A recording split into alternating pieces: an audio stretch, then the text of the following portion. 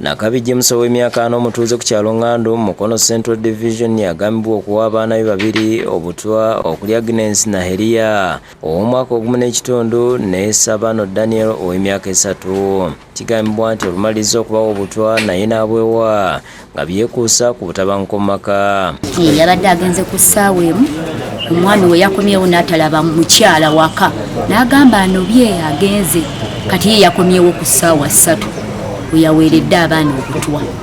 Poliisi esitukiddemu okugenda agudde ekikangabwa kino akulira okunoonyeza ku buzibu emisango Mutanzima azze n'abakugu okwekebejja omuzigo abagenzi mwe badde basula era munda musangiddwamu obucupa n'emmere eyaliiriddwa abagenzi era nga bino poliisi egenze nabyo.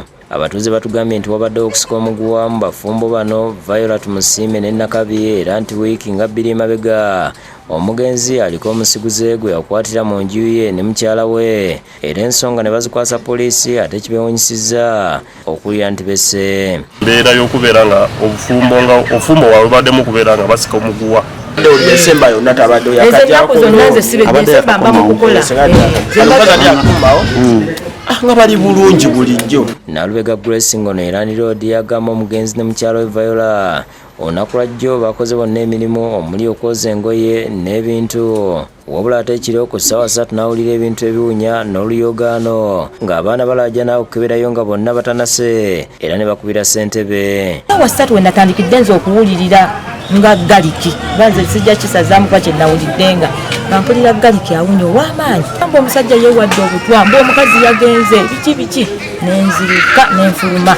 Abooluganda lw'omugenzi Nakabi batugambye nti wabaddewo n'obutakkaanya nga buva ku nsimbi obukadde 6 omukazi ze yali amubbako ng'amaze okutunda ettaka mu kyalo Bugwere. Nawulirako nti waliwo ssente ze yafuna, ssente ezo zaali mu miliyoni nga 7.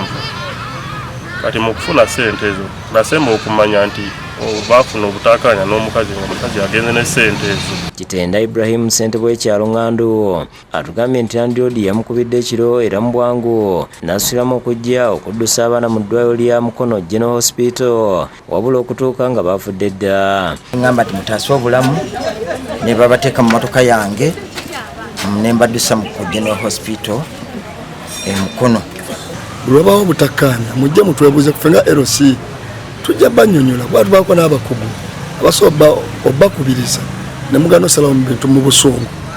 Kyetwazudde waliwo flask ne powder gye tusuubira nti ebaddemu poison kati bino twagituute mu forensic laboratory laffe okutugende tukebere. David Musikalyankolo yakusakidde gwino ku Lawukedde TV.